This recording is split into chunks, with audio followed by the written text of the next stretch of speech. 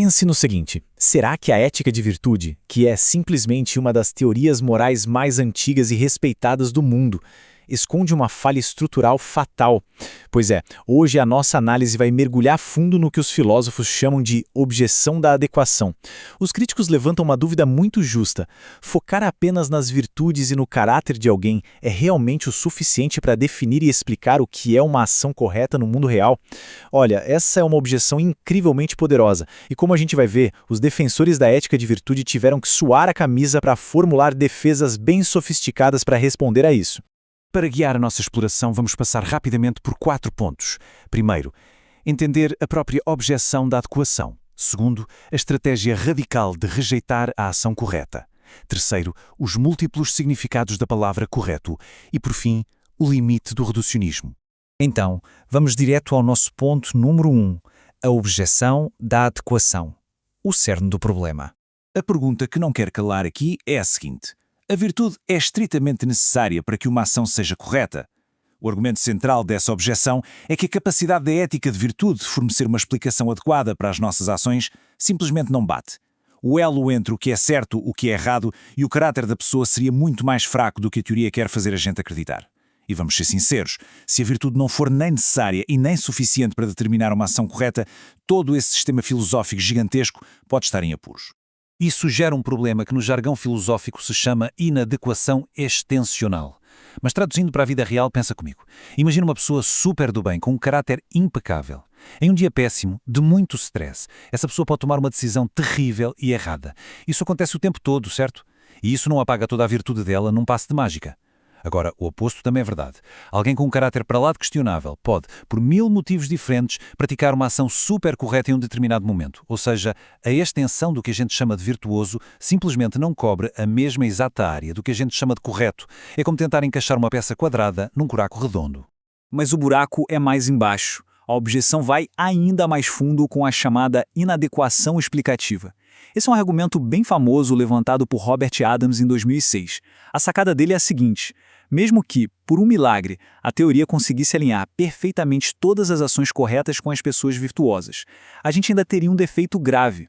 A virtude poderia ser só um sintoma, sabe? Uma coincidência, e não a causa real ou a explicação fundamental do porquê aquela ação específica é moralmente certa. É um ataque direto no coração da capacidade de explicação dessa teoria. O que nos leva ao nosso ponto número 2, rejeitar a ação correta. Uma abordagem, digamos, bem ousada. Sabe o que alguns defensores fizeram? Em vez de tentar consertar a métrica para agradar os críticos, pensadores de peso como G.E.M. Anscombe, Alasdair MacIntyre e Talbot Brewer decidiram simplesmente virar o tabuleiro. Eles argumentam que essa busca obcecada por definir o que é uma ação correta carrega uma bagagem histórica absurdamente pesada.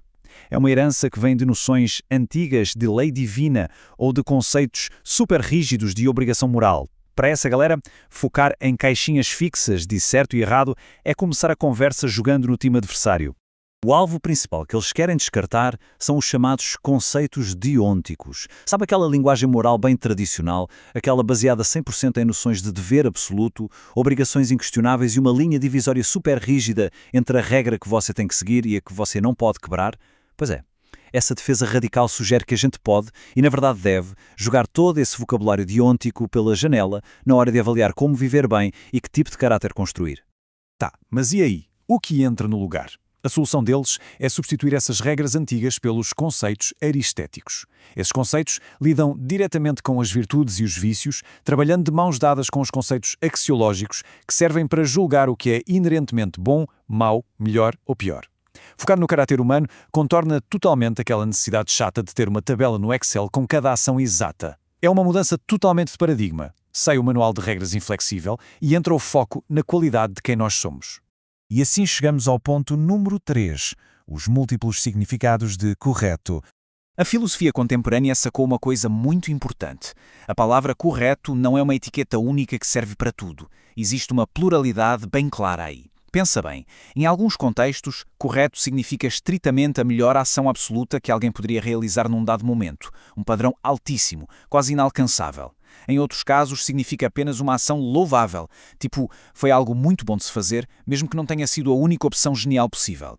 E num terceiro nível, significa só uma ação irrepreensível. Coisas como atravessar a rua na faixa de pedestres ou amarrar o próprio sapato. Ninguém vai te dar o prémio Nobel por isso, mas ninguém pode criticar também. Reconhecer essa pluralidade cria uma divisão de trabalho que é simplesmente genial dentro da ética. A ética de virtude pode ficar super confortável ditando as regras lá no topo da pirâmide. Ou seja, a melhor ação possível é aquela guiada pela virtude, representando o ideal de excelência humana. Mas para aquelas ações cotidianas, menores, que são só irrepreensíveis, a teoria não precisa ter todas as respostas. Ela pode aceitar a ajuda de outros conceitos práticos, como por exemplo, o simples respeito às expectativas sociais legítimas do dia-a-dia. Finalmente, o nosso quarto e último ponto. O limite do reducionismo e a flexibilidade dessa teoria. Sabe por que a objeção da adequação costuma destruir tantas teorias? Porque muitas delas tentam forçar o universo inteiro em um único molde moral. Mas a ética de virtude, para sobreviver a tudo isso, aplica duas regrinhas básicas de não reducionismo. Primeiro, a virtude em si não se reduz a outros conceitos. Ela tem que manter a sua independência. Ela é a base. Segundo, a teoria exige que apenas alguns outros conceitos cruciais sejam explicados pela virtude. Preste atenção, apenas alguns, não todos. É justamente ao abrir espaço e não tentar monopolizar todas as explicações do universo que a teoria ganha uma força imensa. Usar a virtude como o grande pilar central, mas permitir de boa que outros conceitos normativos existam do lado dela, suaviza drasticamente aquela objeção lá do começo. Afinal de contas, resolver a adequação extensional e explicativa fica muito mais fácil e realista quando a gente não exige que uma única chave de fenda sirva para apertar absolutamente todos os parafusos da existência humana. No fim das contas, com tudo isso que a gente explorou hoje sobre o embate entre o dever estrito e o caráter humano, fica uma grande provocação para pensarmos. O verdadeiro sucesso de uma bússola moral deve ser medido por um placar rigoroso de quantas regras a gente obedece em atos isolados, ou será que deve ser medido pela pessoa que estamos nos tornando nesse processo contínuo que é viver? Fica a reflexão.